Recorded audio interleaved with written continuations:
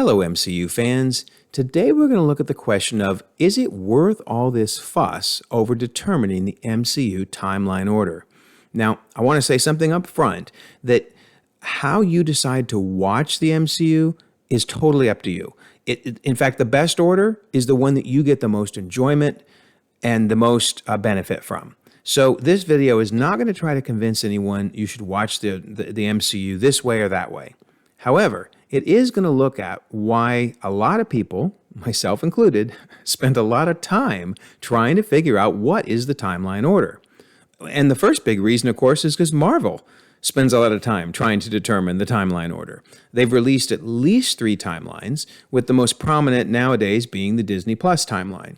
Additionally, there are wikis out there, an incredible one being the Marvel Cinematic Universe wiki that has immense detail, down to the day each thing happens. It's just simply amazing. So why? Why do people do this? Why do I do this? Well, that's what this video is going to look at, is some of the benefits that considering the MCU in timeline order might provide. So let's dive right in and look at this whole question of why spend so much time looking at the timeline order. Well, one big reason is Phase 1 just seems to work out better in timeline order. And what I mean by that is it was absolutely not released in timeline order. It was very, very out of order. And of course, it was the beginning phase. You wouldn't expect it to all be perfect. But if you start to look at things in order, then the Tesseract, for example, makes a lot more sense. If you watch First Avenger, where it's discovered, and then you watch Captain Marvel, where we see what S.H.I.E.L.D.'s been up to with it. And then you watch Iron Man 2, and you see the notes that Tony's looking at and learning more about it. Then you watch Thor, and again, learn more with what S.H.I.E.L.D.'s been doing with it. And finally, watch Avengers, where Loki, of course, uses it for the invasion. You just get this really complete story. And I'll admit, I was so confused by the Tesseract when I originally watched the Marvel movies in release order. But viewing them in this order, it just made more sense. The Super Soldier Serum takes on a lot more importance when you watch First Avenger and then watch Incredible Hulk. Because in release order, you would watch Incredible Hulk first and be wondering, what is this Super Soldier Serum? What are they talking about? And then you learn about it later in Captain America. But in timeline order, you learn about it first, before Blonsky gets shot up with it in Incredible Hulk. Now, Phil Coulson's story takes a little bit different meaning. When you watch Captain Marvel first and then watch Iron Man, you're kind of looking out for him in Iron Man because he's an important character. But honestly, when I watched Iron Man the first time, I kind of forgot he existed to the end. And then I was like, oh yeah, this guy's important. So watching Captain Marvel, then Iron Man, maybe makes you view him differently throughout the movie.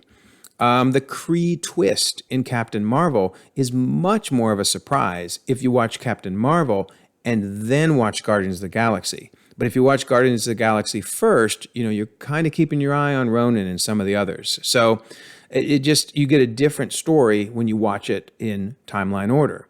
Then moving past Phase 1, the Civil War fallout is really clear when you watch it in timeline order. I mean, if you follow Civil War by Black Widow, then Black Panther, and then Homecoming, you see the massive impact of the fallout, how it affected all of their lives and their worlds. Also, Natasha's story is more impactful when you watch it in timeline order. So if you go from Civil War to Black Widow to Infinity War and then ultimately to Endgame, you just get a lot more well-rounded story. The back-to-back movies, they work better when you watch them back-to-back. So Guardians of the Galaxy Volume 1 and Volume 2, Far From Home and then No Way Home, and of course Infinity War and then Endgame. Now if you watched them in release order, in between these movies, you would have to watch 4 movies between Guardians 1 and 2, 8 movies and or TV shows between Far From Home and No Way Home, and 2 movies between Infinity War and Endgame. So release order really breaks up these movies that, for the most part, should be watched immediately after each other. Moving on to Phase 4, I really think the Blip is handled better if you watch it in timeline order. Because if you watch it in release order, really it's the last movie from Phase 3, but you get Far From Home, where they're kind of joking around about the blip, and that's fine, but they're making it seem like, okay, it really wasn't that big of a deal, I guess. But if you watch it in timeline order, you see the impact to Monica Rambeau and how it affected her life. You see the impact in Falcon and the Winter Soldier of how it impacted the world. And just what a huge deal it really would be to have half the universe gone for 5 years. Then you watch Far From Home and it's like, oh, okay, I'm ready to joke about it now. I'm good. But I just think the impact is much more in timeline order. I think the multiverse story also becomes a little more clear.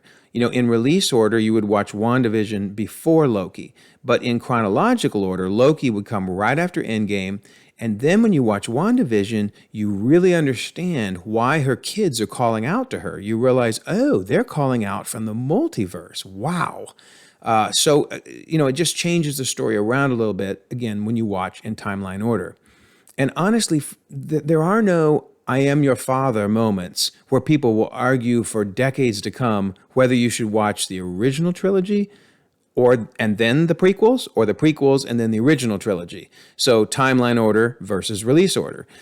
Totally different viewing experience. I'm not even going to get into which I think is better. It's not worth it. That's an hour discussion, right? But the point is, with the Marvel Universe, there really isn't any big arguments of which one would spoil the other. It's whichever one you enjoy the most. But when you look at it in timeline order, you're not going to have your story spoiled, is the point. But you may be saying right now, what about those end credit scenes? Yes, the end credit scenes for a few movies can be an issue. In particular, Captain Marvel, Ant-Man and the Wasp, and Black Widow. Do not watch those end credit scenes in chronological order. I also think Venom Let There Be Carnage, with its end credit scene, it makes a little more sense when you watch it specifically in the right order. But man, Captain Marvel, Ant-Man and the Wasp, and Black Widow, major spoilers. So how do you get around those? Well, I did create a document, and it's out there on a public Google Drive, and I will include the link down in the comments in case you want to go out and download it, which is the timeline order that I at least use. And you'll notice when you look at it, it's very similar. In fact, it's trying to be exact with the Disney Plus timeline order.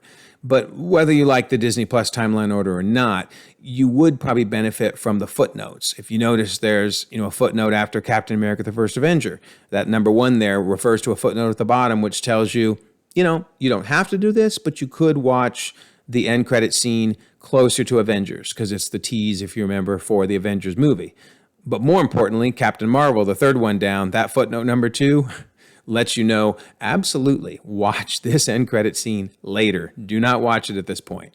So I find it helpful to have this. To me, I think the timeline order, whether you watch the MCU in that order or not, at least understanding the timeline order gives you a different perspective on things. So check out the document if you'd like, and give it a chance. Consider timeline order at least as a possibility. But again, at the end of the day, watch it in whatever order you feel is the best for you, because that's what this is all about. So like this video if you enjoyed it, subscribe if you haven't already. There's more videos you can watch, and let's all continue to enjoy, either in timeline or release order, the ever-changing, ever-growing Marvel Cinematic Universe.